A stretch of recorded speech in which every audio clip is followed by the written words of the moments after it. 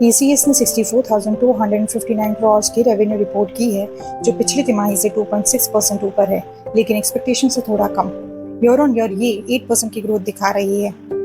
Net profit 11,909 crore, 1% की गिरावट Q on Q और एस्टिमेटेड 12,420 करोड़ से कम है।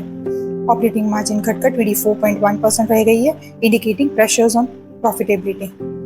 बीएफएसआई सेक्टर में रेवेन्यू 1.9% से बढ़ी है, जो चैलेंजेस के बावजूद रेजिलियंस दिखा रही है। इंडिया में क्वार्टर ऑन क्वार्टर 21% की ग्रोथ दिख रही है, लेकिन नॉर्थ अमेरिका और लैटिन अमेरिका में 1.7% और 3.2% की गिरावट आई है। एनालिस्ट की मिक्स रिएक्शन थी।